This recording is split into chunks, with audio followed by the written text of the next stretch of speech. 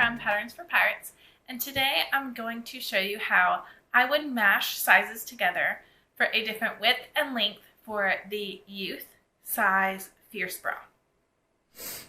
Guys, I have my pattern printed in both the sizes that I need. My daughter happens to be a 2 width and a 4 length, so those are the sizes that I'm going to be mashing today. But you can take these concepts and apply them to any sizes, whether you have a larger width to smaller length, or same as me where you have a smaller width to longer length. I am going to start with my front piece. And what I'm going to do is I'm just going to highlight exactly where I would cut my pattern. So we can go to this front fold, and you would just cut along the front fold to your desired length. So my desired length would be the 4. So I go all the way down and all the way up to the 4.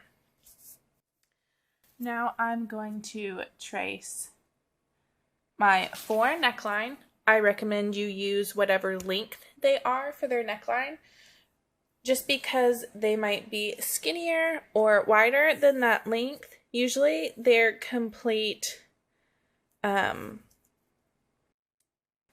like shoulder width, neck length, things like that. You really want to keep at their height. So we want the neckline of the 4 because her total build is still a 4. She just happens to be thin. Okay, we're going to go to the 2 width here. So I'm going to go down the 2 here, and I'm just going to extend it to the 4 length. This is where we're going to really be mashing. It's very nice to have a French curve. If you happen to have a French curve, you can line it up at the top and the bottom. If you don't, you just want to mash it as smoothly as possible. I am going to give myself a little seam allowance here, so I'm going to go straight for 3/8 of an inch is what the seam allowance is. So nice and straight for 3/8 inch. And now I'm going to match the top and match the bottom to where I can match that curve as best as I can. And you'll see it kind of goes, but it's mostly on that 4, and then kind of goes a little bit below to meet down here. Now you just go straight across on your desired length. We're going to repeat the same process on our back piece.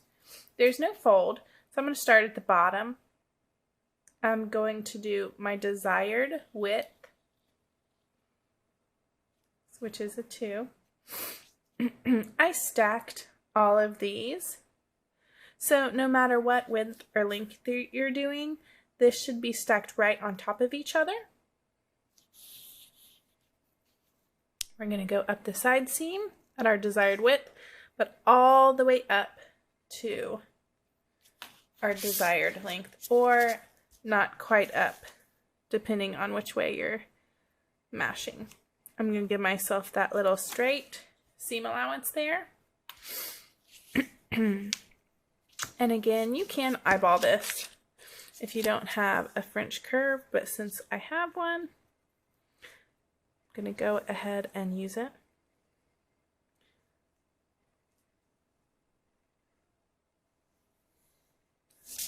So again, it just drops down ever so slightly because that seam allowance is coming in a lot further than this one. That a little darker so you can see. I go to my desired length, and now this is again going to have to mash. So I'm going to start up here at the 4, and I'm going to whoosh down. It's a technical term, whoosh. Whoosh down right here to the point of the 2. There we go. So this is how I would mash for a 2 width, 4 length. It's important to give yourself that little straight edge right here, or your side seams will match up. Last, we'll talk about what to pick for your straps. So the neckline and inside binding, I did the 4 neckline, so I am going to mark at the 4 notch. So that would be my mark right in the center, right, for my neckline. And then they're all the same width since it's fold over elastic. And I would go all the way to the 4 length because, again, even though she's thin, her shoulder height is still a 4. So I'm going to do the 4 length. Under bust, I did the 2 width. I would go to the 2 width here. Go ahead and mark that. This is the underarm binding. So this one is a little bit different because this is somewhere that we really mashed. So this covers this armpit area, and then it goes up to the shoulder. So this armpit is a mash between a 4 and a 2. So it's a little difficult on this one. What I did, so here's my front, I marked right in between the 4 and the 2 since we mashed those together. And then on this one, what I did was I want the 4 length of the shoulder, but then I have it in between a 2 and a 4. I really have a 2 width, mostly right here. So again, I marked it between, right in between. Now this is a 2 and a 4, so I could have printed the 3 and just chosen the 3 as well. But since I didn't print the 3, I just marked it right in between. Now for the back, it's a little bit different because I moved this point over.